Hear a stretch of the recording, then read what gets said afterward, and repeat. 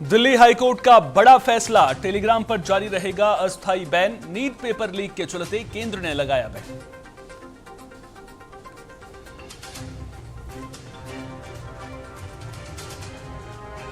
ओंकारेश्वर से राष्ट्रपति का संदेश, समय पर जांच कराएं, सिकल सेल से बचाव अपनाएं।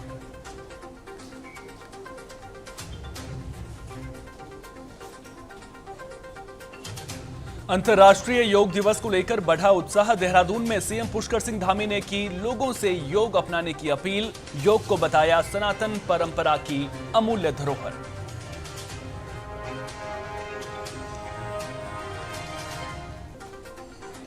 रेल मंत्री अश्विनी वैष्णव ने दी जानकारी। Delhi Varanasi Patna bullet train project को मिली मंजूरी। पटना से सिलीगुड़ी तक भी बुलेट ट्रेन चलाने की योजना।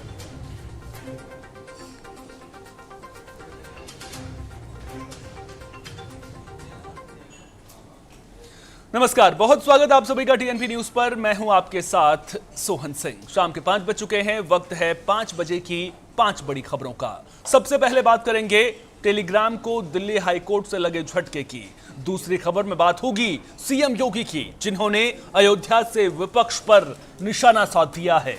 तीसरी खबर में बात करेंगे सिकल सेल उन्मूलन मिशन को लेकर। चौथी खबर में बात होगी अंतर्राष्ट्रीय योग दिवस को लेकर दिख रहे उत्साह की। और पांचवी खबर में बात करेंगे बुलेट ट्रेन की, जिसके बारे में रेल मंत्री ने जानकारी दी है।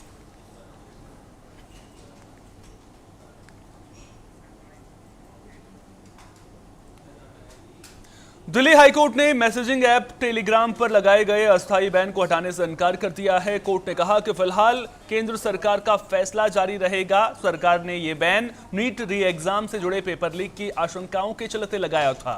मामले की सुनवाई के बाद कोर्ट ने ऐप पर प्रतिबंध को सही मानते हुए याचिका खारिज कर दी। इस फैसले के बाद टेलीग्राम पर अस्थायी प्रतिबंध जारी रहेगा।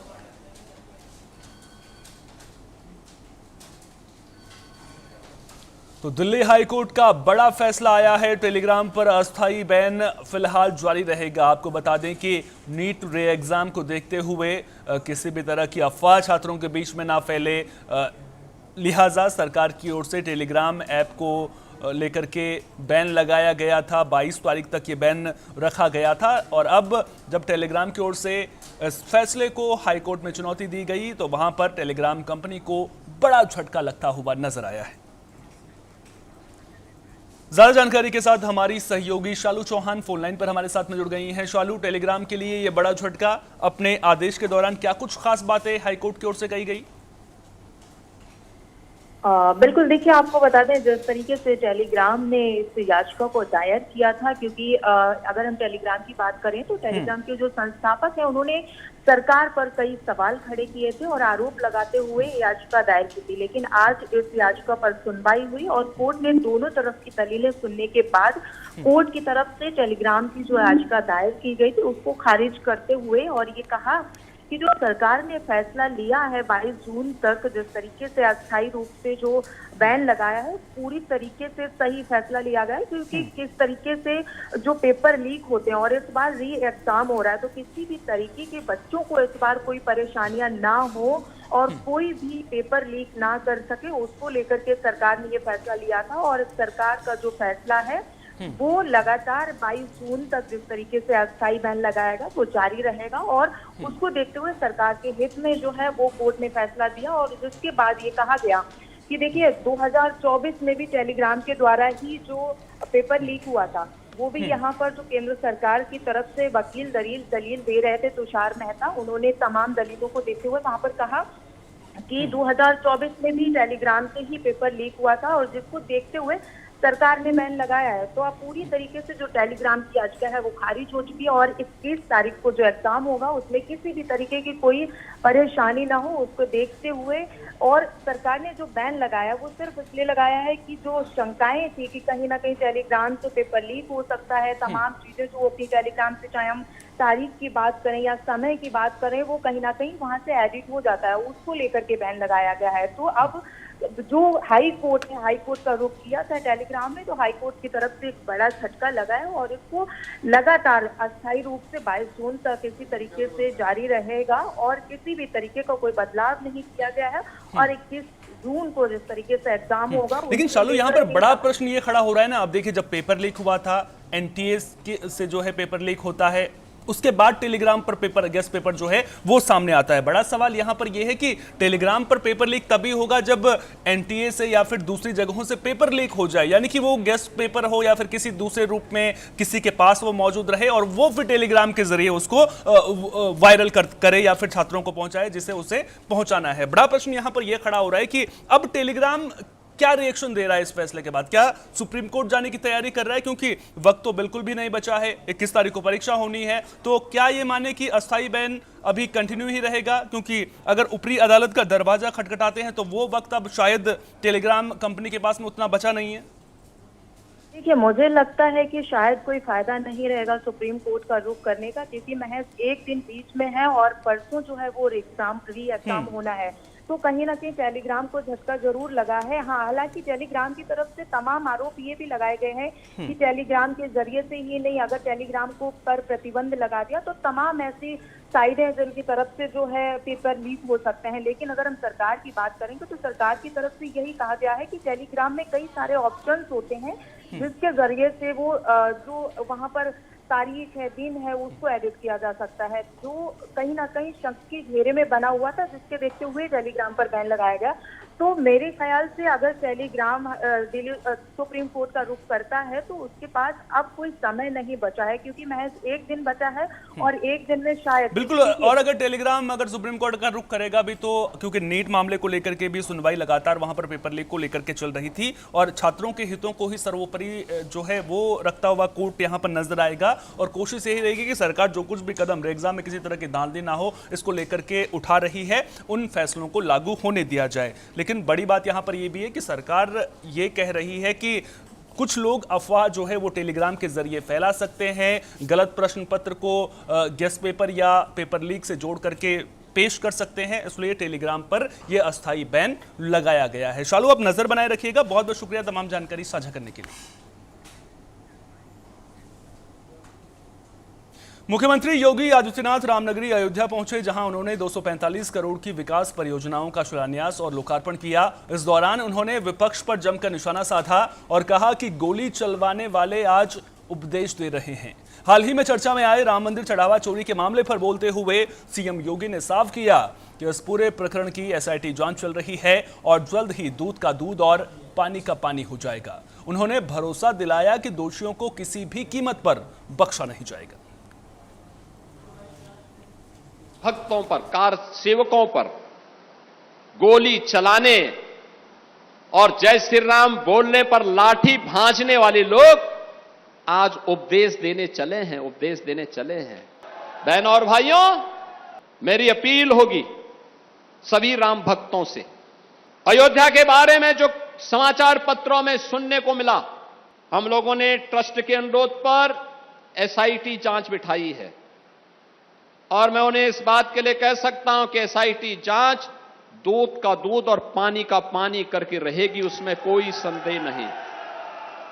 लेकिन मैं सभी से इस बारे में अनुरोध करूंगा, सभी पक्षों से कहूंगा कि कोई भी ऐसी अनर्गल टिप्पणी और बातें न हो जो राम भक्तों की भावनाओं को आहत करती हो, राम भक्तों की भावनाओं को आहत करती हो। अगर किसी के पास कोई डॉक्यूमेंट्री प्रूफ है, वे कृपया एसआईटी को उपलब्ध करवा दें, एसआईटी को दे दें, एसआईटी जांच करके देगी। और राम भक्तों से भी मैं कहना चाहूंगा,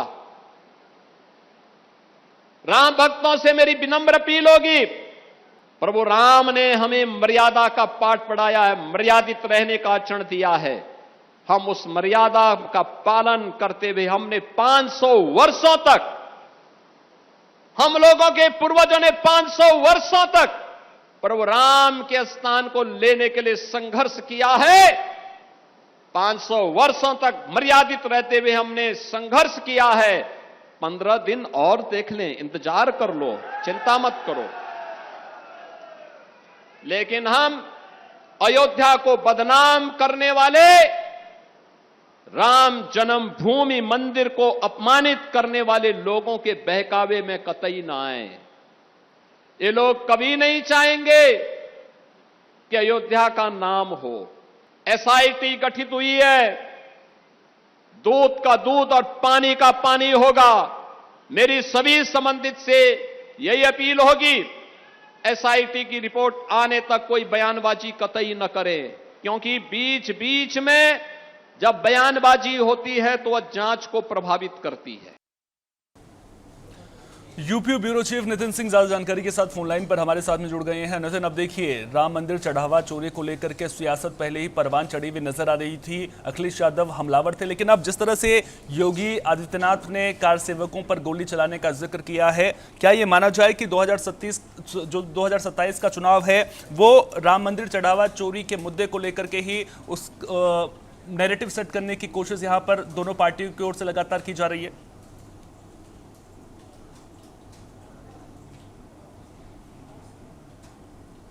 नितिन, क्या आपको मेरी आवाज मिल पा रही है?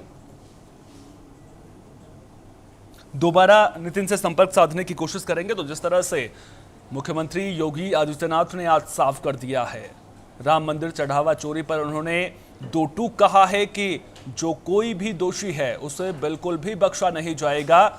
जब एसआईटी जांच करेगी तो उसके बाद दूध का दूध और पानी का पानी हो जाएगा। साथ ही कार सेवकों पर गोली चलाने वाले मामले का जिक्र करते हुए उन्होंने कहा है कि गोली चलवाने वाले आज उपदेश दे रहे हैं, यानी कि सियासत अब राम मंदिर में चढ़ावा चोरी के मुद्दे को लेकर के सेट होती हुई नजर आ रही है। 2027 में यूपी में चुनाव भी होना है, लेकिन बड़ा सवाल यहां पर यह खड़ा होता है कि आखिर इस तरह के मामले सामने क्यों आते हैं, क्यों पारदर्शिता का अभाव देखने को मिलता है। बड़ा सवाल यहां पर यह भी खड़ा होता हुआ नजर आता है। नितिन एक बार फिर से मेरे साथ में जुड़ गए हैं। नितिन, सियासत 2027 की राम मंदिर के इर्द गिर्द अब बुननी शुरू हो चुकी है और जिस तरह से विपक्ष हमलावर था, सीधा सटीक पलटवार मुख्यमंत्री योगी आदित्यनाथ का कार सेवकों पर गोली चलवाने वाले मामले का जिक्र करके।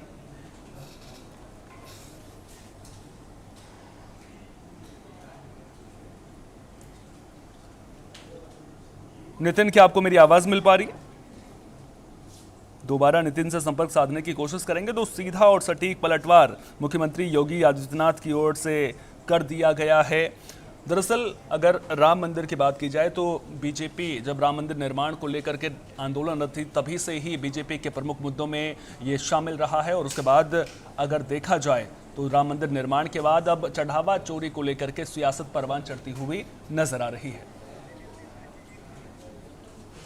नितिन एक बार फिर से मेरे साथ में जुड़ गए हैं। नितिन, पलटवार मुख्यमंत्री योगी आदित्यनाथ का बड़ा आज और सियासत भी इसी मुद्दे के इर्द गिर्द सेट होती हुई नजर आ रही है अब यूपी में। देखिए, बिल्कुल एक अभी देखा जाए तो कुछ दिन पहले ही मुख्यमंत्री योगी आदित्यनाथ गोंडा के दौरे पर गए थे और एक बार फिर से गोंडा और अयोध्या के दौरे पर जाने के बाद जहां विकास कार्यों को उन्होंने समीक्षा की, कई सारी सौगातें दी, वहीं उस दौरान उन्होंने विपक्ष पर भी जमकर हमला बोला है और साफ तौर पर कहा है कि ये वही लोग हैं जो एक समय पर राम के नाम से कतराते थे, राम के नाम पर लाठियां भांजते थे, गोलियां चलाते थे। आज वो खुद धर्म और कर्म की बात कर रहे हैं और कुल मिलाकर के सीएम योगी आदित्यनाथ अयोध्या में जो चंदे को लेकर के पूरा विवाद चल रहा है उस पर भी उन्होंने बोला है कि एसआईटी जांच में दूध का दूध पानी का पानी हो जाएगा, सारी चीजें जो हैं वो निकल करके सामने आ जाएंगी। तो कहीं ना कहीं उत्तर प्रदेश के मुख्यमंत्री योगी आदित्यनाथ जो आरोप अयोध्या राम मंदिर और वहां पे जो चंदे को लेकर के लगा है उस पर पूरी तरह से जवाब देने के लिए तैयार है। उन्होंने जवाब भी दिया है और विपक्ष को लताड़ा भी है कि विपक्ष अभी भी अपनी आदतों से बाज नहीं आ रहा है। वो पहले राम का नाम पर कतराता था, वो गोलियां चलाता था, वो लाठियां चलाता था, अब वो धर्म कर्म की बात करने लग गया क्योंकि उसे पता है कि इसी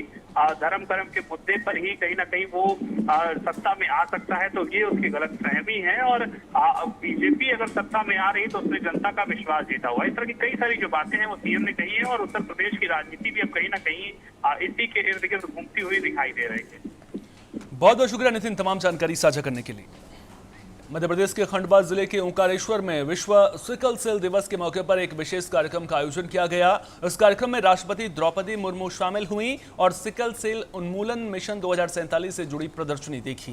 प्रदर्शनी में उन्हें सिकल सेल बीमारी की पहचान, इलाज, जागरूकता और बचाव के लिए किए जा रहे कार्यों के बारे में जानकारी दी गई।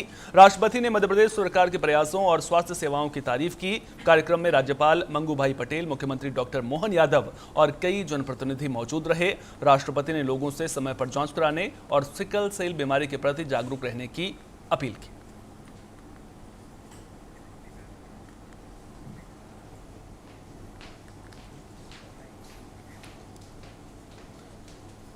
अंतर्राष्ट्रीय योग दिवस से पहले देश भर में योग को लेकर उत्साह देखने को मिल रहा है। इसी को लेकर उत्तराखंड के सीएम पुष्कर सिंह धामी ने योग को भारतीय संस्कृति और सनातन परंपरा की अमूल्य धरोहर बताते हुए लोगों से इसे अपने जीवन का हिस्सा बनाने की अपील की।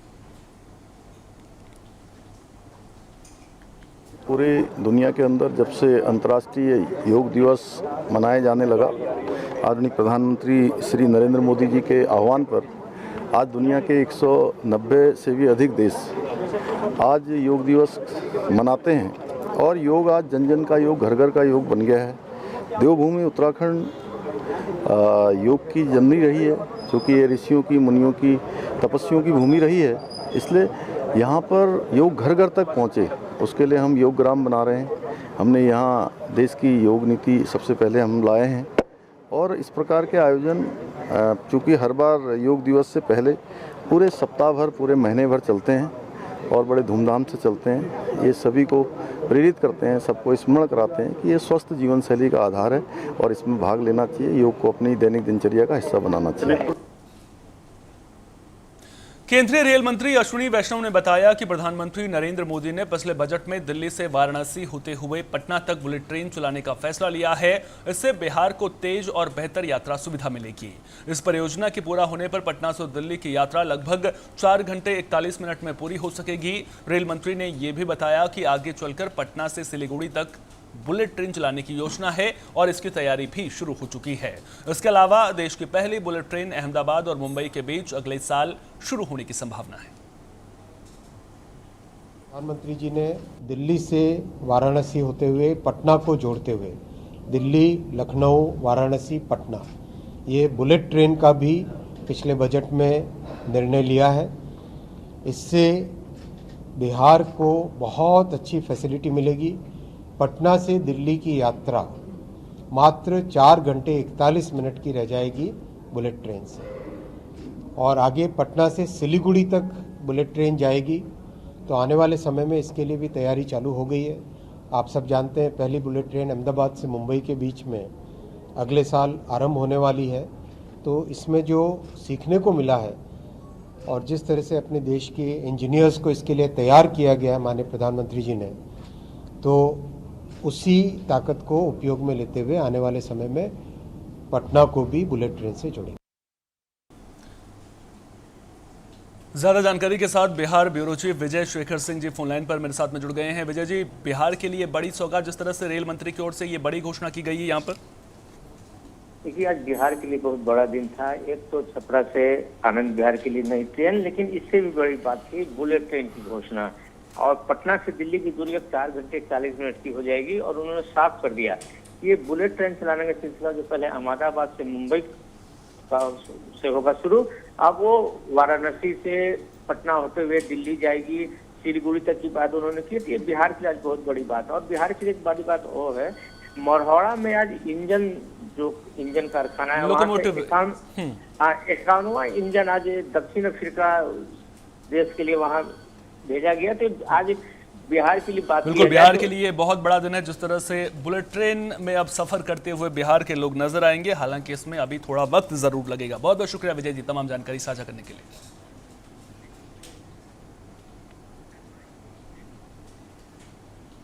आज कांग्रेस नेता राहुल गांधी का जन्मदिन है। इस मौके पर हमारी सहयोगी अपराजिता ने कांग्रेस सांसद संजना जाटव से खास बातचीत की है, जो राजस्थान के भरतपुर से सांसद हैं। उन्होंने क्या कुछ कहा, आइए आपको सुनाते हैं। हमारे साथ मौजूद हैं भरतपुर से कांग्रेस सांसद संजना जाटव जी। आज राहुल गांधी जी का जन्मदिन है, आप यहाँ पर आई हुई हैं, क्या कुछ कहना चाहिएगा? देखो, आज हमारे नेता श्री राहुल गांधी जी का जन्मदिन है और बड़े धूमधाम से हर्ष के साथ उल्लास के साथ यहाँ लोग मना रहे हैं। और पूरी ही जनता में, ऐसा नहीं है कि हम पार्टी की नहीं, आप जाके देखोगे तो सभी जगह एक अच्छा वो है और बड़ा खुशी का दिन है कि हमारे नेता श्री राहुल गांधी जी का जन्मदिन। हम तो मेरी तरफ से उनको बधाई देती हूँ, शुभकामनाएं देती हूँ। तो हर जगह से जो है माहौल पूरा जो है वो जश्न वाला तो बना हुआ है। चूंकि आप भरतपुर से भी आती हैं और अभी कोटा में एक बहुत बड़ा छात्र संवाद करके आए हैं राहुल गांधी, इस पर क्या प्रतिक्रिया देना चाहिएगा? देखो, युवाओं में एक तरीके से आपने देखा होगा, रैली के माध्यम से आपने देख लिया होगा, बड़ा जोश है, उत्साह है युवाओं में, क्योंकि ये डबल इंजन की सरकार है। बेचारे जो युवा भाई हैं हमारे बहुत संघर्ष करते हैं, उनके माँ बाप दिन रात उनकी जो जमा पूंजी है उनसे वो पढ़ाते हैं और इस तरीके से पेपर लीक हो जाता है। आए दिन घटनाएं घट रही हैं। हमारे खुद के मेरे संसदीय क्षेत्र में हमारी बहन रेणुका मीणा है जो 17 साल की थी, वो कई महीनों से यहाँ संघर्ष कर रही थी और उन्होंने नीट का पेपर भी दिया था, लीक हो गया था। तो कुछ दिन पहले उसने आत्महत्या कर ली, खत्म हो गई थी। तो ये बेहद जनक, मतलब बहुत बड़ा एक जन्यून मुद्दा है और इसको लेकर जो हमारे राहुल गांधी जी। अभी आपने महिलाओं की बातें की हैं, तो जब हम लोग कोटा में थे तो हमने देखा ये मुद्दा बहुत उठ रहा था, सेफ्टी को लेकर के भी, प्रेशर को लेकर के भी। अब चूंकि आप भरतपुर से भी हैं, क्या माहौल है वहाँ पूरे राजस्थान में इन सब चीज़ों को लेकर? तो आप देखो तो महिलाओं के तौर पर, क्योंकि मैं भी एक महिला हूँ, आने वाले समय में आप देखते हो चारों तरफ महिलाएं बड़ी परेशान है। आए दिन रेप, आए दिन कुछ ना कुछ घटनाएं घटती होती है। तो इसको लेकर अगर देखा जाए तो वहाँ डबल इंजन की सरकार है, पर सरकार पूरी तरीके से फेल है।